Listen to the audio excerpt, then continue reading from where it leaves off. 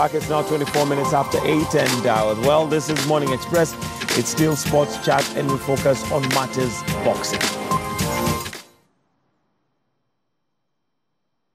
Just from the break, and joining me right now is 19-year-old Friza Anyango. Friza, niaje? Poa sana. Unafeel aje leo? Nafeel poa. Zoezi kama kawaida. Niko tu poa. Na umekuwa boxing for how long? Miezi tuseme tu 6 months. Yeah. Na mbona decide to join boxing in the very first place? Mimi napenda boxing. Alafu tena unajua mimi shule nilikuwa nikitoka brother. Sasa nikaona nikatafuta game itengena na mimi. So boxing nimepata nika place home. Na feel tu poa nikiwa ndani yake. Siogopi. Niko tu sawa nayo. Na boxing imekujengaje kama dimu? Na kama sahi mabwana niogopa vitu.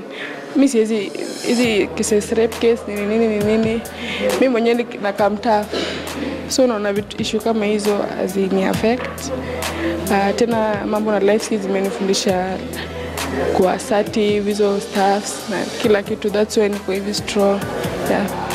Kwa hii time yenye umekuwa boxing, umepata chance ya kuparticipate in any competition so far?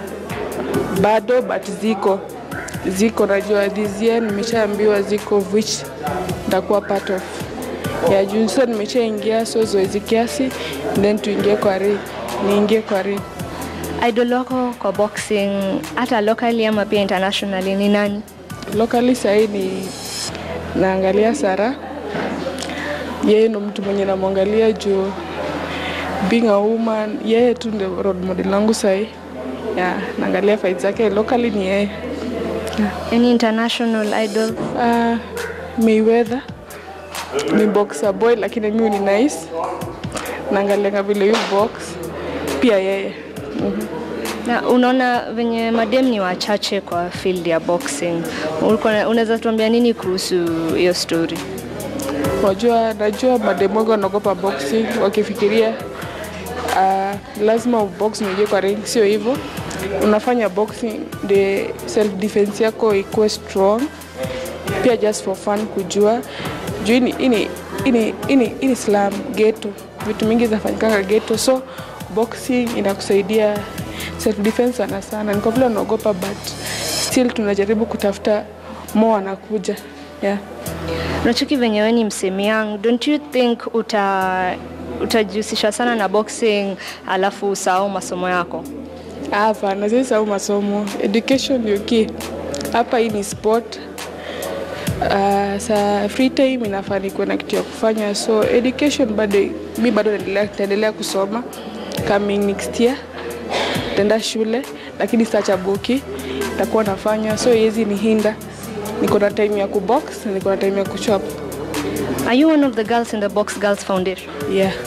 Ulijoin lini? Mimi nilijoin hii organization nikianza. Mimi nilikuwa primary, so nikienda high school sikuwa na usika sana, so vile nimemaliza nikarudi. Yeah. Na Box Girls imekusaidiaje kimaisha?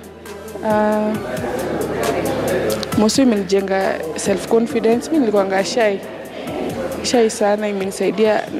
Naweza ambia mtu msiniambie kama ni boy anakuja kunisumbua vitu kama hizo. Juu hapa ni ghetto kwanza vile nilikuwa nimeshasema. Inafanya right decision. Kama sasa nishajua si lazima nisome. Sasa unaona kuna vile assertiveness, esteem yangu, kila kitu yangu imechange kulingana na vile nilikuwa mbaya kidogo, tuseme na peers. Sasa ni mimi kivyangu, siko hapa ati juu maybe mtu yule rafiki yangu wa high school alikuwa hapa, so ni hivyo. So inanijenga kila time. Yeah. Na ka individual, how far do you want to go in boxing? Mimi nitafanya professional boxing. Yeah, so najiona hapo. Pole step zoezi hivi najiona mbali sana by the way. Soon nitakuwa the next Sara, big next nitakuwa yeye. Na unacheki venye madem ni wachache kwa hii field ya boxing. Unaona ni kama kuna any different treatment as accorded to maboy?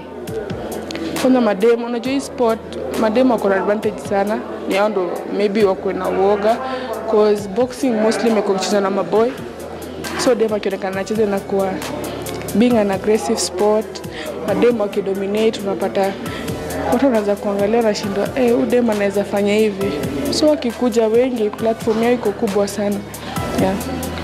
Mbona wewe hutrain Kariobangi Social Hall na unaweza tembea huko nje upate gym zingine na utrain tu bado? Hii ndio hall ya mtaa, ndio hall najua, hii ndio hall kila kitu, makocha sote wenye wako hapa ndio wenye tumegrow nao, even though nilikuwa nimepotea kidogo nikarudi ya ama coaches ndio wako, so hakuna hall nyingine mimi natambua.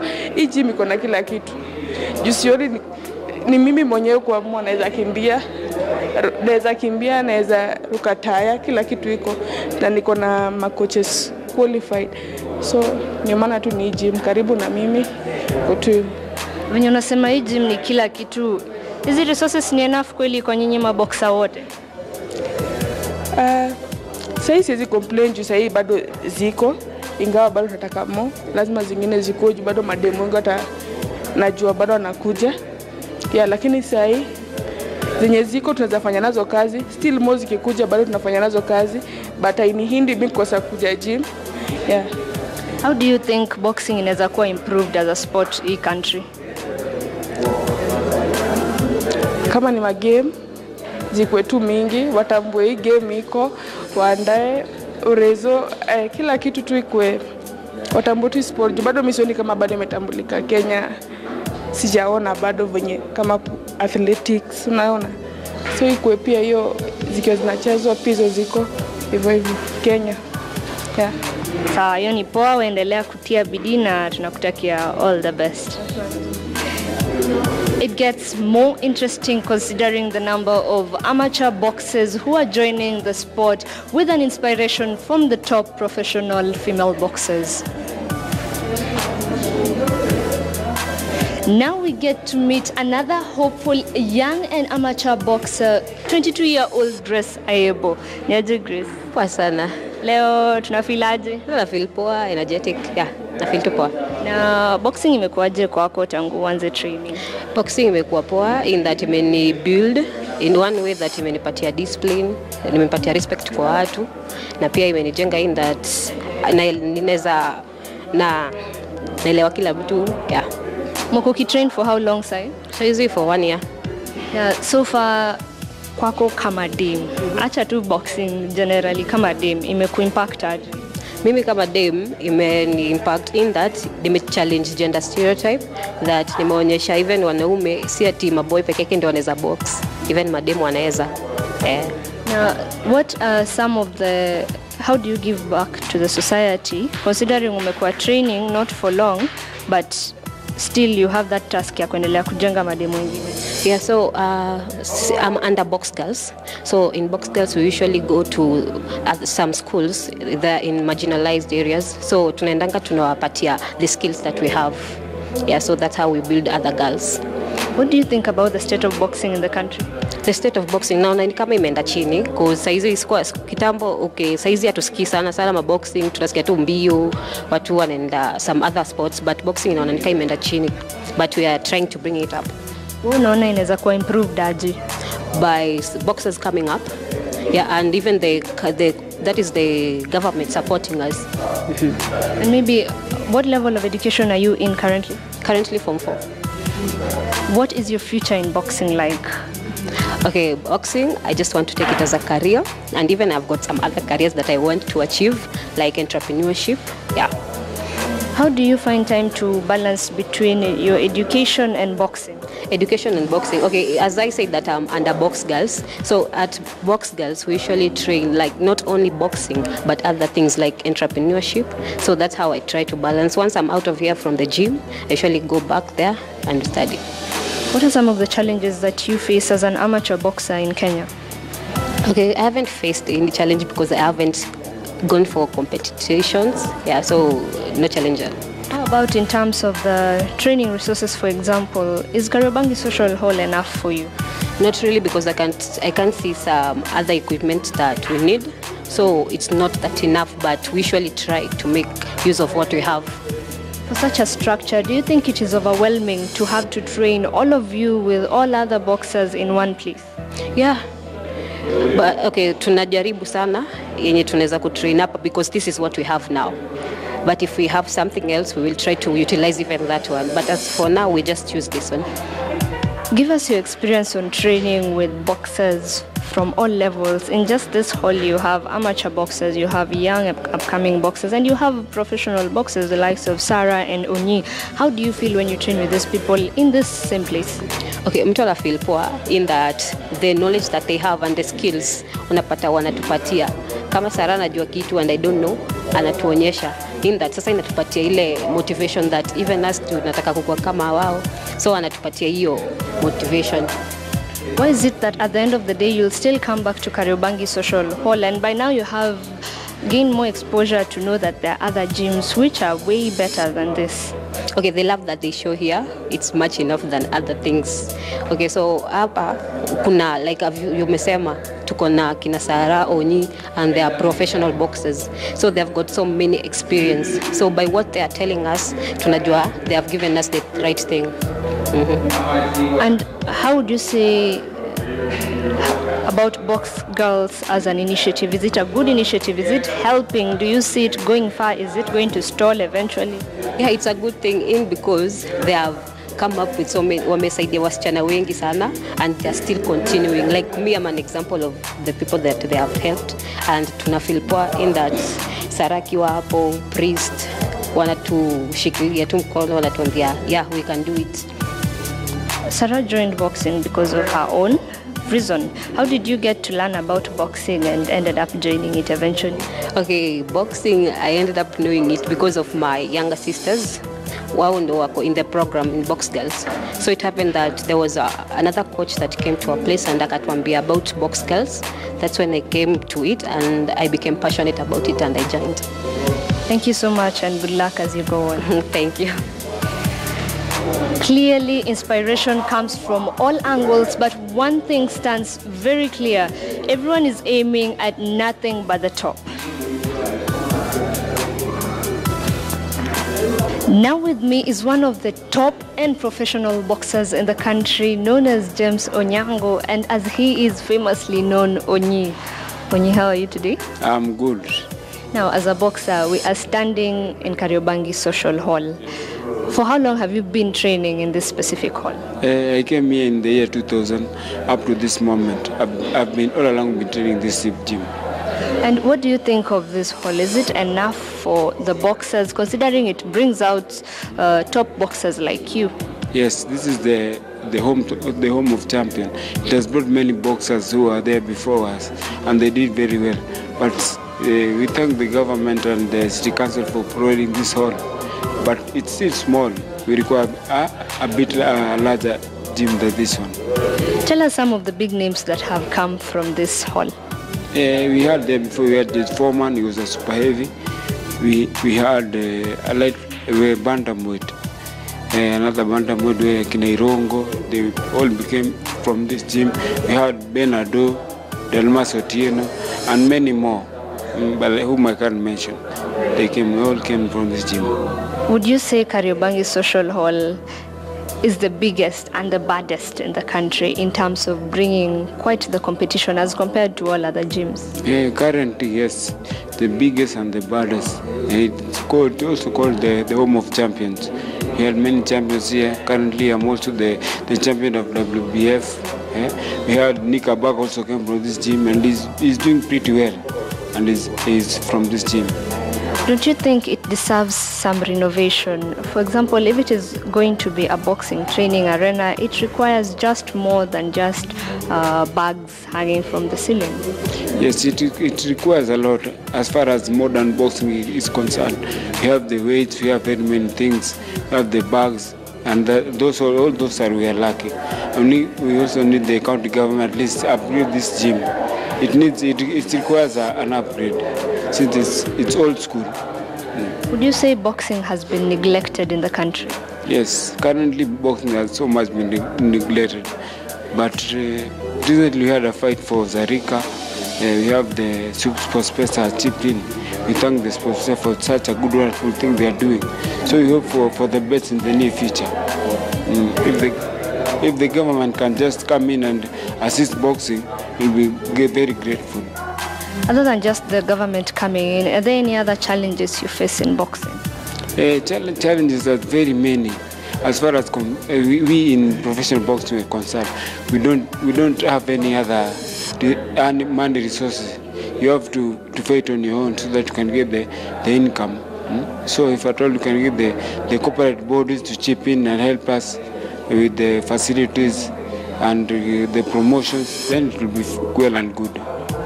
What can you say about the coaches who come here every other day volunteering to train all of you boxers just out of a good heart? Yes, you must thank them. It's just through sacrifice. They've sacrificed themselves so they can able to come and give us the basic needs that we require. That is boxing and teach us all that is required. We thank them so much because you must sacrifice. Now with me is one of the coaches who builds these players from nothing to something. He's also known as Priest. Coach Niaje. Anipoa sana. So how are you today? I'm fine. I'm a little bit tired because of the practice, but everything is okay. You give in so much to training these boxers. What do you get in return? The only thing that I get in return is satisfaction when I see my boxers excelling, and some of them are coming from nothing and being something. That's my satisfaction. How long have you been training yourself? Over 20 years, 25 years I would say. And in those about 25 years, what do you think about the sport, especially in Kenya? Professional or amateur or generally? Generally, I think the sport has been neglected. And I think for me, I think maybe the government should come in, and when I say they come in, they should come with policies that are going to support sports and maybe arts, so that maybe all these corporates could chip in. And when they chip in, at least the sport could come up, because we could see so many young people are in the sports, are in arts. So when we have people chipping in, like companies, and supporting this, we will see so many youth coming up. Other than just the financial aspect of things, what can you say in terms of the resources that you have currently? Okay, in terms of resources, I would say we don't have much resources, because the only thing that we have are the gloves, which are not enough, and the space, that is the social hall. But also in professional boxing, what I would also say is that our professional boxing scenario is kind of corrupt, and it's because of the conflict of interest in the official itself. The office there is mixed up. We've got officials who are having a double interest. You know, some of them are coaches, some of them are judges, and this is messing up the sport. Like the other day, we saw very interesting fights, but the decisions sometimes were not going even well with the fans because they were biased, and that is because of the conflict of interest. Some of the boxers were boxing in the ring, their judges were sitting there judging the fight. Those are some of the things that I think should be wiped out from the sport, because they are killing the sport. So, do you think fairness on the competitive levels impacts? Okay, let me rephrase that. How bad or good are the fairness levels during competitions? How bad or good are the fairness levels with the judges during competitions? I would say most of these judges, because of the conflict of interest, they would want to appear as if their teams or their boxers are the ones who are doing well. And that's why the biasness. And then when it comes to the national level representation, every time we start complaining that we don't have very qualified boxers, yet we've been avoiding them because of the unbiased, because of being biased at the judging level. So it is really affecting, like both in amateur and professional, but now I'll talk about professional because that's where I'm mostly based, professional boxing. Is it right to call you a pioneer of boxing in Kariobangi Social Hall? The pioneer of boxing in Kariobangi Social Hall is the late Mzee Eddie Musi Papa. He also coached me here, but I was my gym is St. Teresa's Sundugu. That's where I trained boxing.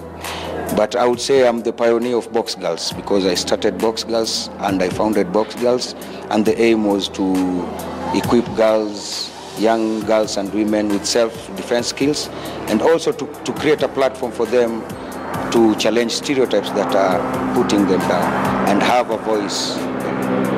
And do you think Kariobangi Social Hall is enough for the boxers, considering we have amateur, we have upcoming, and you have professionals training all of them in this same place? It isn't, but that's the only thing we have. So we only use what we have. Yeah, unfortunately, this is the gym that has never been upgraded. If you go to the Jericho Social Hall, all the gyms there, in different places, the gyms have been upgraded, but this one is still colonial style. Has there been attempt at trying to ask for help in renovating this specific place? I think it's something that we should not cry for help. It's something that the people who have been mandated to do that, they know that the place is not well. And so the youth here, they are very much committed because Kariobangi has been emerging top in boxing tournaments. We've produced most boxers here who have represented the country and professionally. So even news, sometimes with the media people, they come here, they showcase the place. So I don't think that they don't know. They know, but they just choose maybe to neglect the place. With the upcoming elections, do you think a change of government is going to favor the boxing industry? I wouldn't like to talk too much about the government because for me, I think I depend on myself much, not from the government, because the government doesn't do much for us. So we don't rely on politicians because the politicians, they play politics. Whenever they want something, that's the time they will come here. After getting what they want, you'll never see them. So every time we still struggle, whether they are there or not. So we don't depend on them, we rely on God. And let me just be specific, the Boxing Commission. These are the guys who are just above you and they're the ones who are supposed to take care of your welfare. Are they doing a good job really? Unfortunately, they are not doing a good job because I told you, first of all, that office needs a hygiene. It needs to be cleaned up because the office itself is rotten because there is conflict of interest, which is also contradicting the Constitution in the first place. That is one. The second thing I would say that the commission itself is not above us. It is mandated to supervise and sanction fights. So sometimes we have confusions and they take advantage of the misinformation that most boxers have. But it doesn't mean that they are above us. It means that they should be regulating the fights, they should be sanctioning the fights, and they should be there to protect the boxers. Like make sure that fights are quality, officiating is not biased, and things like that. But our commission, not every one of them, but most of the people there, they are in the office for other purposes. Now you have seen the action and you have heard from the boxers themselves. But before we leave this place, I want you to have a feel of the environment. What is currently going on in the field? As you can see, there are young players all over taking out their skills in the field in the hopes of creating a bigger, better and brighter future for themselves. For Sports Chat, you have been with me, Rotuno Konyike. All right, and that right there is where we wind up the show at 12 minutes to 9 o'clock. It's been a pleasure hosting you right here on Morning Express, and I take this opportunity to wish you all a fantastic and a wonderful day and a great week ahead. But do stay with us right here on KTN News.